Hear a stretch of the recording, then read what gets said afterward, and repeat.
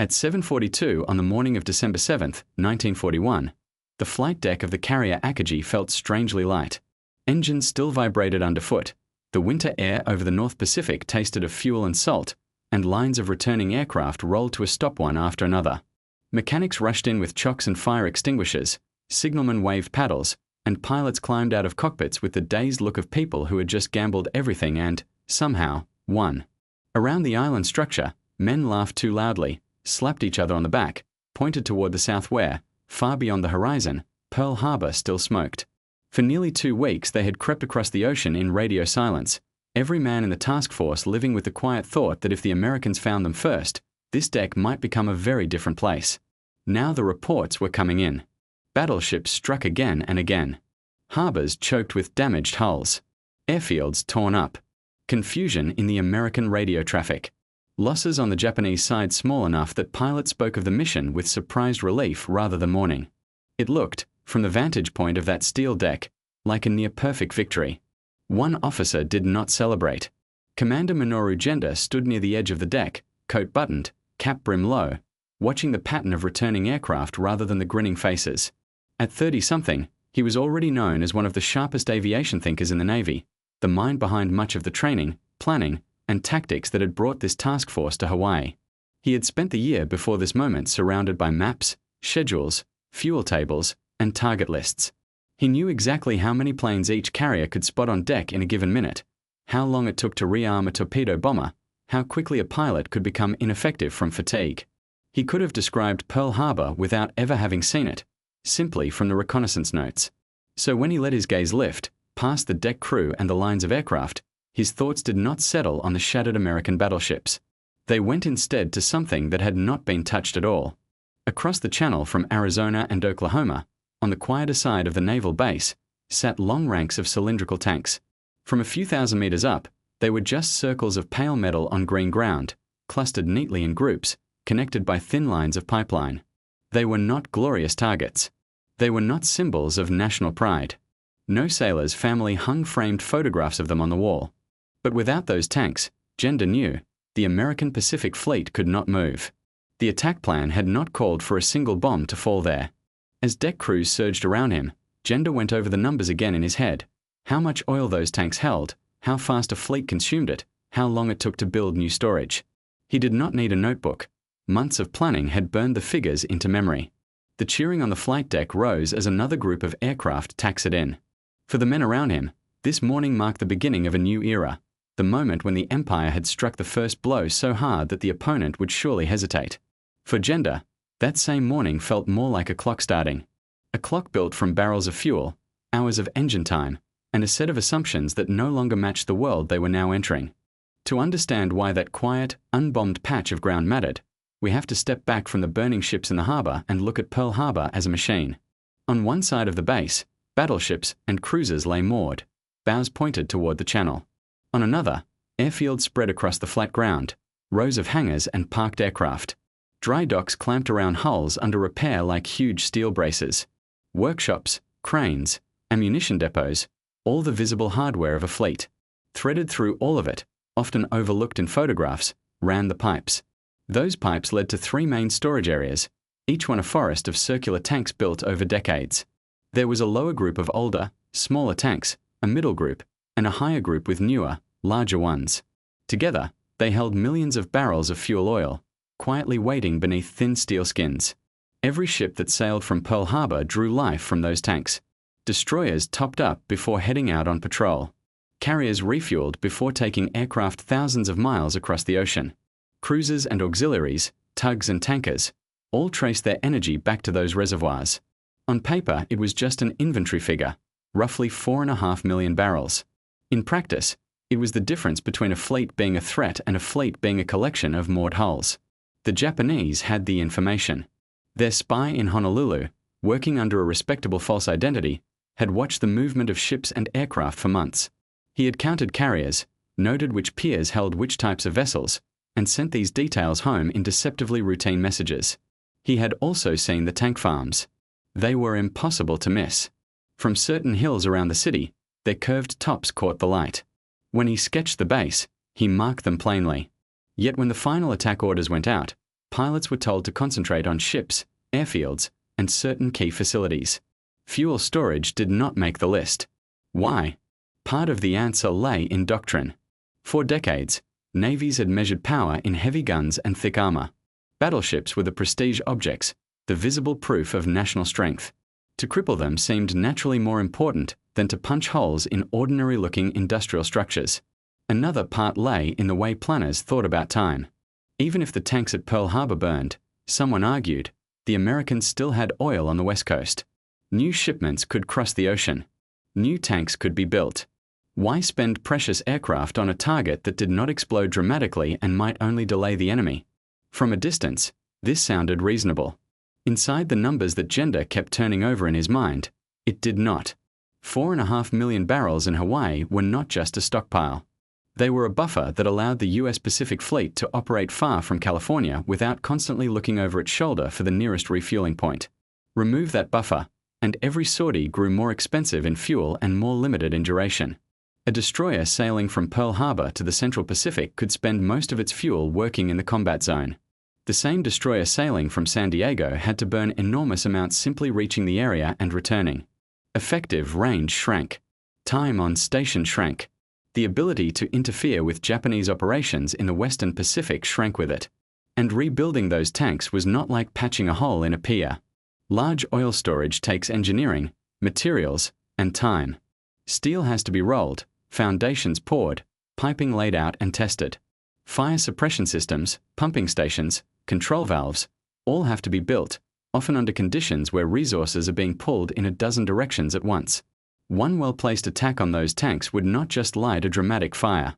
It would enforce a geographic retreat. It would push the American fleet back to the mainland and keep it there until storage and supply lines could be rebuilt. On that December morning, however, the oil still sat undisturbed. The Americans woke to a harbor filled with damaged ships and an airfield littered with wrecks. They mourned lost crews and counted ruined hulls. But when they began to plan their response, the most important element of their fleet was still there, quiet and ready. Fuel. For the Japanese, the absence of craters around those tanks might have looked like a sign of restraint or focus. To Gender, it looked like the first visible symptom of a deeper miscalculation that had started long before the task force ever left its northern anchorage. To see where that miscalculation began, we have to leave the flight deck and step into a very different kind of room. Imagine a cramped office in Tokyo months earlier. The walls carry maps of Asia and the Pacific, covered in pins and strings. On a low table sit stacks of documents from the Navy, the Army, and the civilian ministries. In the center of it all is a sheet of paper with a deceptively simple question written at the top. Can the Empire fight a war against the United States, and for how long? The answer did not depend on courage, or training, or ancient warrior codes. It depended on barrels. Japan in 1941 had a strong navy, experienced pilots, and a growing aircraft industry. What it did not have was oil. Domestic production was tiny, enough for a fraction of its needs. For years, the gap had been filled by imports from abroad, especially from the United States and the Dutch East Indies. When sanctions and embargoes cut off those supplies, Japan faced a hard deadline. Without new sources, the fuel in storage tanks across the home islands would simply run out. A small group of officers and specialists were tasked with putting hard numbers to that reality. Among them was a staff officer with a reputation for both brilliance and eccentricity. Stories circulated that he worked best with few distractions, sometimes even pushing ordinary comforts aside when he was calculating. Whether those stories were embellished or not, he lived in a world measured in tons of fuel, knots of speed, and hours of engine operation. His starting point was the existing reserve. Between Navy depots, Army stocks, and civilian storage, Japan had built up tens of millions of barrels. On paper, that sounded impressive. The next step was to subtract. How much did the Navy use in peacetime, just to keep ships at a basic level of readiness? How much did the Army need for trucks, training flights, and generators? How much fuel did the civilian economy require simply to function? Fishing, transport, industry. The numbers created a line on a graph that sloped steadily downward. If nothing changed, reserves would dip below safe levels in a few years. But of course, everything was about to change. Planning for war meant imagining a different curve. Ships would not steam gently along trade routes. They would race at high speed. Aircraft would not fly occasional training patterns. they would sortie repeatedly. Merchant ships would not carry mixed cargo. They would be redirected to support military logistics. In theory, this could be balanced by new supply from conquered territories. The oil fields of Borneo, Sumatra, and other parts of Southeast Asia produced vast quantities of crude.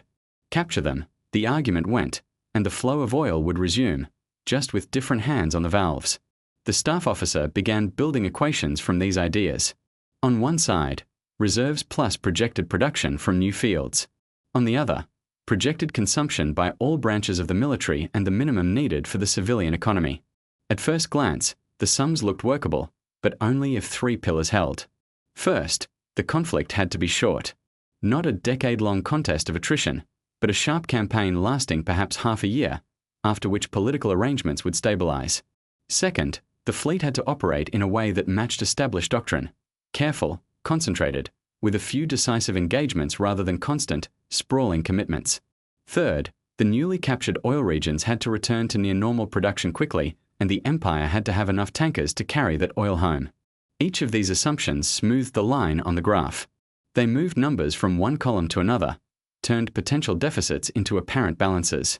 On paper, under those conditions, a war seemed possible. On paper. The problem was that none of those conditions would survive contact with reality. And yet the equations built on them would shape every major decision the empire made, from whether to send a task force to Hawaii to how long the Navy could keep its biggest ships at sea. The first pillar was psychological as much as mathematical. Leaders needed to believe that a conflict with the United States could be brought to some kind of conclusion quickly. If it stretched on indefinitely, the sheer size of American industry and resources would become overwhelming. That idea was not controversial. Everyone in the room understood it. So the question became, what, realistically, would Americans do if struck hard? Many Japanese decision-makers looked not at industrial statistics, but at recent history and their own perceptions of American society. They saw a country where people valued personal comfort and prosperity, where public opinion mattered, where distant colonial interests had not always been defended with maximal force. If a surprise blow destroyed a portion of the American fleet, crippled forward bases, and allowed Japanese forces to sweep through Southeast Asia quickly, perhaps Washington would decide that the cost of reversing those gains was too high. Perhaps the United States would negotiate, accepting some sort of division of spheres in the Pacific. That belief shortened the time horizon in every calculation. Fuel models were built on the idea of a campaign measured in months, not in many long years. Production plans, fleet maintenance schedules, pilot training programs, all were framed around an intense burst of activity followed by a political settlement. It was a way to make the numbers work. If oil reserves covered, say, 2 years of high-intensity operations, but planners told themselves that serious fighting would peak and then decline within 6 to 12 months, the uncomfortable gap between what was needed and what existed could be tucked away at the far right of the chart. When the aircraft from Akagi and her sisters roared over Pearl Harbor, that assumption met a different kind of reality. The shock in the United States was immediate, but it did not produce the reaction Tokyo had predicted. Instead of fragmentation, there was a closing of ranks. Political arguments that had divided Americans over foreign involvement fell almost silent. Factories that had produced cars, refrigerators, and civilian goods retooled in astonishing time. Within weeks, shipyards ramped up. Within months, training bases expanded. A nation with enormous industrial capacity turned that capacity toward the Pacific with a long-term horizon. All of this would become clear over time. On the Japanese side, however, the commitment had been made based on the earlier, shorter picture. The war they had entered required fuel planning at one scale. The war they actually faced demanded it at a much larger one. The second pillar, doctrine about how fleet should operate, tied directly into how quickly those fuel reserves would be consumed. For decades, naval thought in Japan had been shaped by a victory early in the century when an enemy fleet had been lured across long distances and then defeated in a concentrated action. The ideal future war, in this view, involved a similar pattern. The American fleet would advance westward, stretched out by distance, and the combined Japanese fleet would wait, ready to strike in a carefully prepared encounter. This picture implied long periods when major ships sat in protected anchorages, engines cold, fuel use minimal. Short, violent bursts of movement and combat would punctuate these quiet intervals. The staff officer's equations reflected that rhythm. In those equations, fuel consumption averaged out over weeks and months. Peaks were balanced by troughs. Even if a major battle temporarily demanded high-speed maneuvers and heavy flying, the rest periods on either side would bring the curve back down. But as aircraft carriers came to dominate the Pacific, the ocean itself began to be used differently. Instead of two fleets moving slowly toward each other for a set-piece battle, there were raids, counter-raids, amphibious landings on remote islands, supply convoys weaving through contested waters, and submarines hunting in shifting patterns. The neat doctrinal graph of fuel use flattened into a long, high plateau. Destroyers that would once have spent much of their time near home waters instead ran almost continuously as escorts. Carriers that doctrine might have kept close to Japan sortied again and again across thousands of miles. Submarines remained at sea for weeks on end. Every additional day added not just wear and tear, but barrels burned. The staff officers' early assumptions about how often different classes of ship would be moving no longer matched the logs that came back from the fleet. But by the time that mismatch became obvious in reports and requisitions, the decision to go to war, based on the earlier picture, could not be undone. If the first two pillars weakened as the war's true nature revealed itself, the third began to crack almost as soon as troops reached the oil fields. The Dutch East Indies, before the war, had been a major producer of petroleum. The figures in pre-war reports were impressive. Tens of millions of barrels a year, refined and shipped through a mature network of wells, pipelines, refineries, and ports. On planning tables in Tokyo, those numbers looked like salvation. Take control of that region, the logic went, and the empire's fuel problem would be solved. Reserves could be topped up. The Navy's needs could be met locally. Civilian consumption could be supported. The barrels on the supply side of the staff officer's equation would finally outweigh those on the demand side. The real facilities the troops found, however, were not the tidy systems described in those older reports. The governments that had managed those fields knew they could not hold them against a determined Japanese advance. They also knew how valuable the infrastructure would be to any occupying power. So as they fell back, they damaged what they could. Some of that damage was dramatic. Storage tanks drained and set alight, machinery destroyed, control rooms wrecked. Much was quieter. Key components removed from complex equipment, specialized tools taken away, wells deliberately misconfigured. From a distance, a field might look intact. Up close, engineers discovered pumps that could not be started safely, valves that no longer sealed properly, refineries that needed careful inspection before any flow of crude could resume. Japan did have engineers, but its own oil industry before the war had been relatively small and concentrated in a few places. The kind of experience needed to quickly survey, repair, and restart dozens of large, tropical installations was rare. Some technical personnel from the previous operators could, in theory, have been used. In practice, there were language barriers, legal concerns, and security fears. Many foreign experts had left before the invasion. Those who remained were sometimes interned or relocated, not turned immediately into valued staff. All of this meant that the line on the staff officer's chart that rose, in theory, from zero to pre-war production within a short time instead climbed slowly, with long pauses and setbacks. During those pauses, tankers still had to be filled somewhere. Refineries in Japan still had to run. Fleets still had to be fueled. The more distant the supply remained, the more pressure fell on the existing reserve. It was like having a new well in sight but not yet plumbed. Reassuring on a map, less comforting when the gauge in your own tank kept dropping. Even when output began to approach useful levels, another problem came sharply into focus, one that the early planning tables had only sketched in broad strokes. Oil in the ground, or in tanks at a distant port, was not the same as oil in a ship's bunker in Yokosuka or Kure. Between those 2 points stretched thousands of miles of ocean. To move liquid fuel across that ocean, the empire relied on a particular class of ship, the tanker. Tankers did not have sleek lines or dramatic silhouettes. They did not fire salvos or launch aircraft. They were big, relatively slow hulls with deep holds and specialized plumbing, built to carry nothing but petroleum products. Before the war, Japan's fleet of tankers had been adequate to carry peacetime imports from nearby sources. Routes were shorter, risks lower, and civilian demand more predictable. War changed every variable. Instead of shipments from across a single ocean, tankers now had to shuttle between distant fields in Southeast Asia and multiple ports in the home islands. They had to carry crude for refining, refined fuel for direct use, aviation fuel for air bases, and sometimes additional cargo. Many of them were now painted in grey and given military designations, but their basic vulnerability did not change. The staff officer's initial equations had treated tanker capacity as a constraint, but not necessarily as a fatal one. Given enough ships, making enough round trips, the flow from the new oil fields could, on paper, match the fleet's needs. The key phrase was given enough ships. Building tankers took time and industrial capacity. Steel had to be shaped, frames, bulkheads, and tanks assembled, engines installed. That work had to happen in the same shipyards building destroyers, submarines, and, critically, aircraft carriers. When resource allocation meetings were held, tankers never looked impressive on the board. A destroyer could protect a convoy, fire torpedoes, and show up in communiques. A carrier could project power over vast distances and inspire public pride. A tanker simply enabled those ships to move. In a culture that placed high value on visible martial strength, unarmed support ships struggled to compete for priority. As a result, the number of tankers in service at the start of the war was only just adequate under optimistic conditions. Those conditions assumed an orderly flow with few losses and relatively direct routes.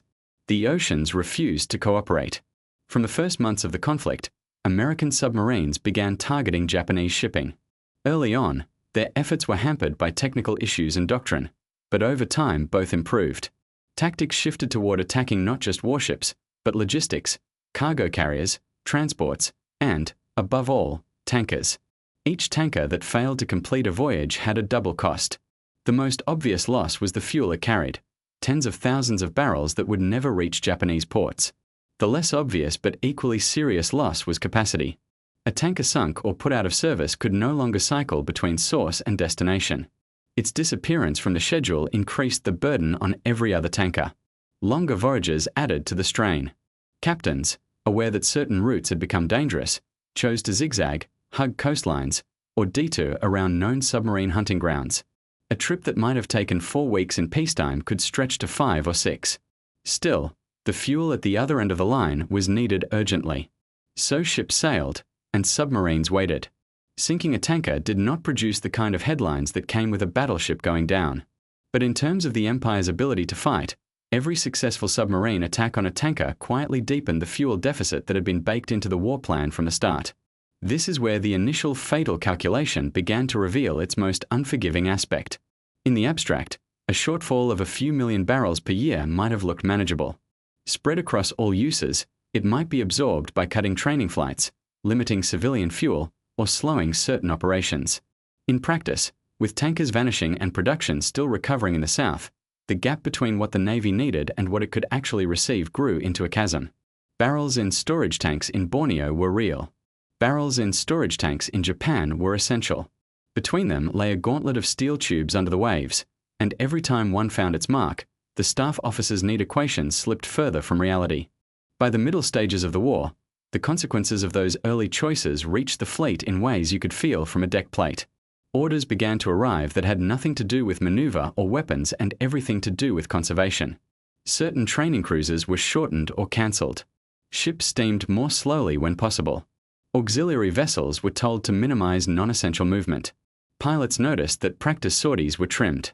Additional hours in the air were harder to obtain. The gap between experienced veterans and new flyers, already a concern, widened as fuel allocations tightened. On paper, these measures were meant to stretch reserves until some combination of increased production, better shipping protection, and successful operations turned the tide. In reality, they created a constant tension between readiness and preservation. Commanders who needed fuel for critical missions now had to justify every request. Decisions about where to send a task force were no longer just about strategy. They were about whether the bunkers could support the trip and a possible return. One concrete example of this pressure came in the planning for major operations later in the war. When ships sorted for engagements in remote seas, calculations about fuel were no longer simple fill-up-and-go exercises. Staff had to estimate not just the fuel needed to reach the area and fight, but the fuel required to withdraw, regroup, and meet unforeseen events. Even with careful planning, actual battles rarely went as forecast. Extra maneuvering, sudden changes of course to avoid air attacks, extended time at high speed, all these burned fuel more quickly than expected. Reports came back from commanders describing how decisions they would have preferred to make on tactical grounds were constrained by the contents of their tanks. The enemy's situation looked very different. On the American side, petroleum flowed from domestic fields in staggering volumes. Refineries on the mainland poured out fuel oil, aviation gasoline, and other products in quantities that grew year by year. A fleet of purpose-built oilers, constructed in large numbers, gave American carriers and other warships the ability to refuel at sea far from any land-based storage. In effect, the US Navy carried its own moving version of Pearl Harbor's tank farms across the Pacific. That logistical advantage changed how American commanders thought about risk. They could keep carrier groups on station for long periods, shift them rapidly between theaters, and launch series of operations without pausing for months to rebuild fuel stocks. Japanese commanders, by contrast, found their radius of action shrinking as the war went on. Some of the Empire's largest ships spent long periods at anchor, not because there was no need for them, but because to send them out would consume irreplaceable fuel. The same staff officer who had once written neat numbers in columns now saw reports marked with phrases like shortfall, delay, and insufficient for requested operations.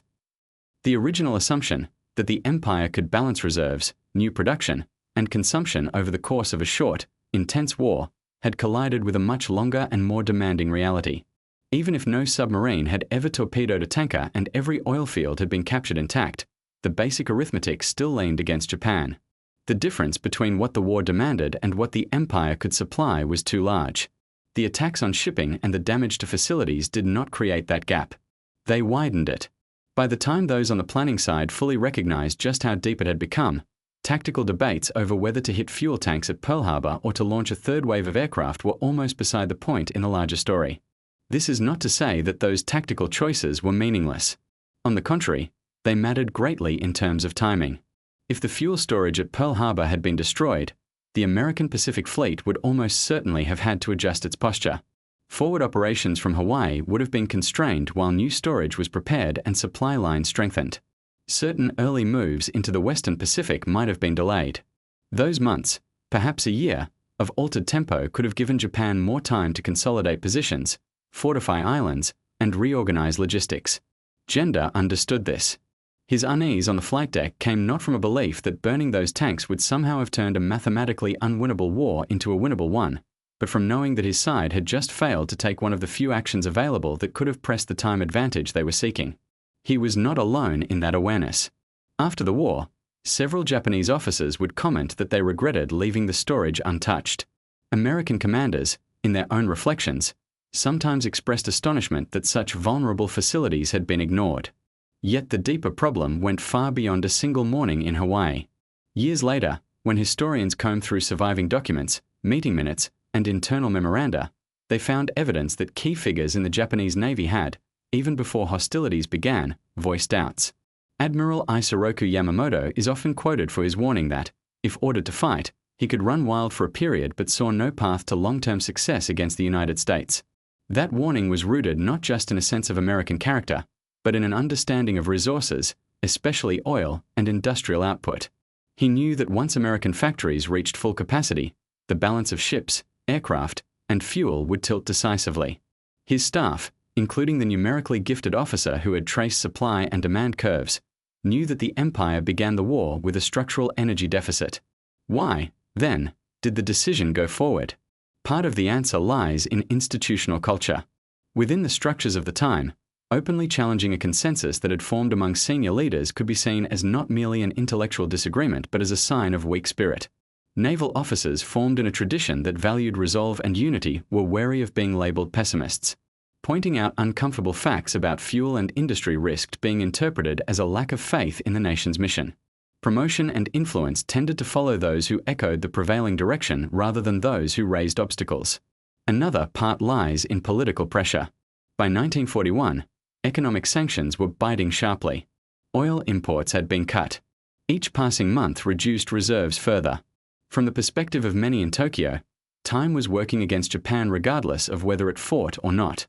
Under that pressure, arguments that emphasized risk in waiting, for example, if we do nothing, our hands will be tied when the tanks run dry, found more receptive ears than arguments that emphasized risk in acting.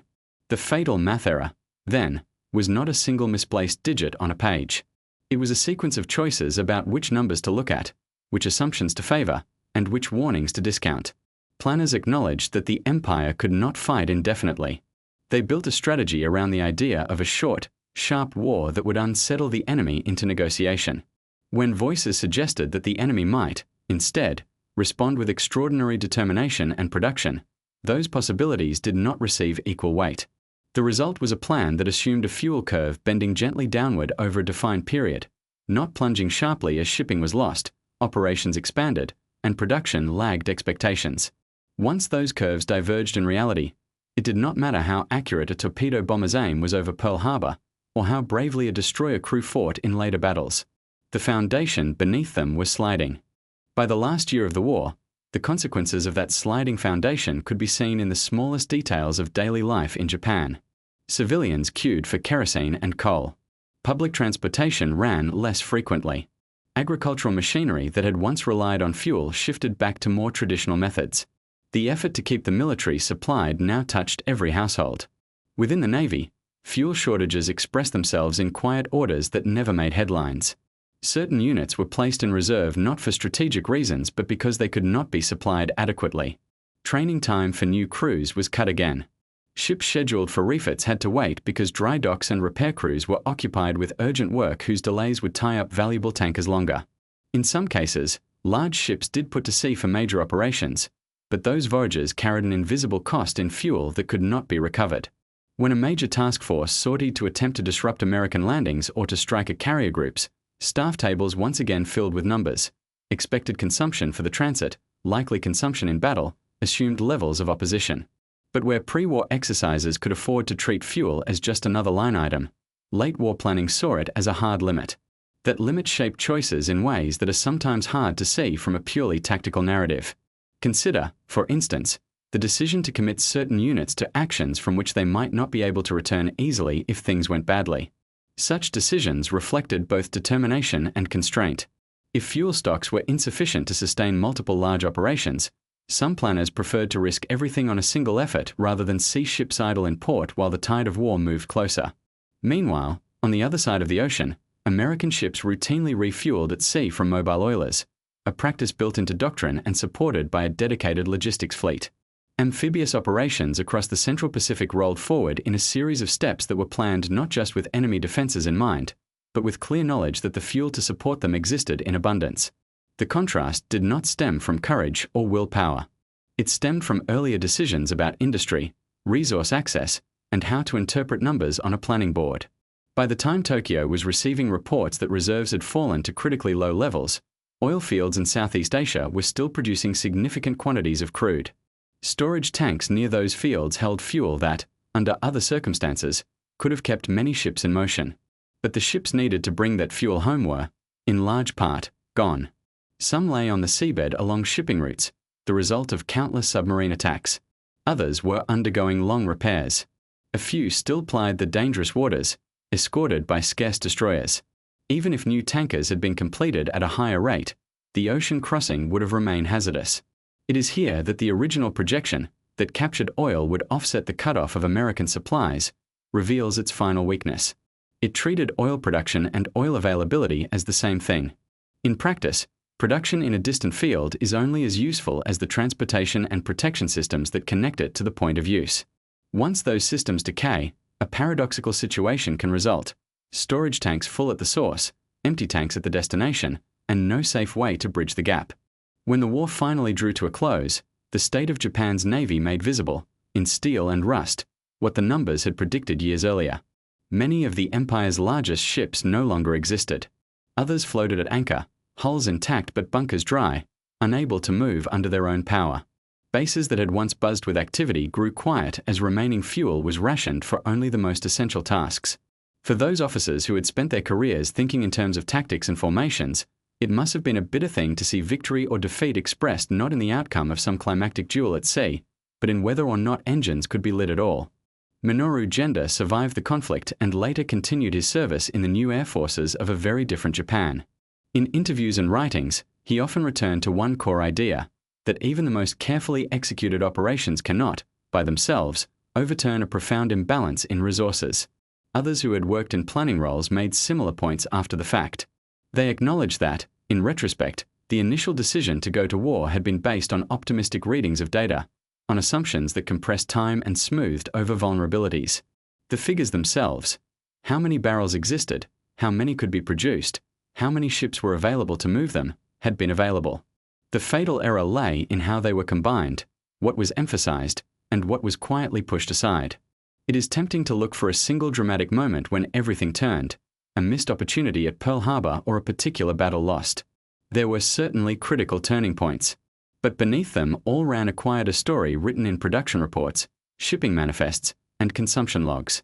That story can be summarized in a simple comparison. The war that Japan stepped into required, at minimum, a certain flow of fuel each year to keep ships at sea, aircraft in the air, and factories running.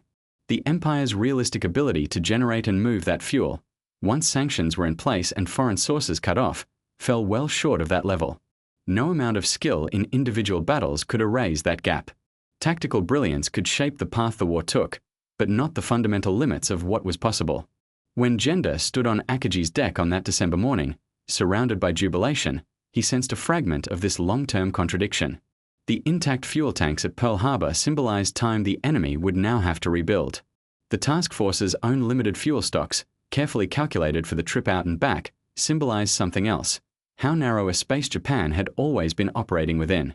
The lesson that emerges from this story is not limited to one nation or one era. Whenever leaders consider ambitious actions, especially those involving prolonged conflict, someone in a room will eventually be tasked with drawing up tables of supply and demand. How many units exist of a crucial resource? How quickly will they be used?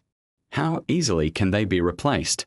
The temptation is always strong to adjust those tables until they fit the desired narrative, to assume that problems will be solved along the way, that opponents will respond in the least challenging way, that industry will simply do more with less.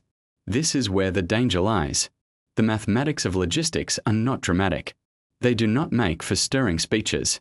But they are, in the end, as unforgiving as gravity. If a plan requires more fuel, more material, or more time than reality allows, no amount of determination can close that gap indefinitely. In 1941, a set of calculations in Tokyo suggested that the empire could seize oil fields, fight a short war, and reach a favorable settlement before reserves ran out. Those calculations underpinned the decision to send carriers toward Hawaii, to launch aircraft at Pearl Harbor, to accept all the risks that came with that path. What they did not account for adequately was the world as it would actually be: a United States that chose to fight to the end, a war that stretched over nearly 4 years, an ocean filled with submarines hunting tankers. Oil fields slower to recover than expected. The Japanese Empire's fate was not sealed purely by the explosions in Pearl Harbor's Battleship Row. It was sealed long before, when those variables were smoothed away on planning charts. One officer on a carrier deck, watching aircraft return and fuel gauges slowly drop, understood that the real battle was being fought not just on the surface of the Pacific, but in the invisible arithmetic that governed whether engines could keep turning at all.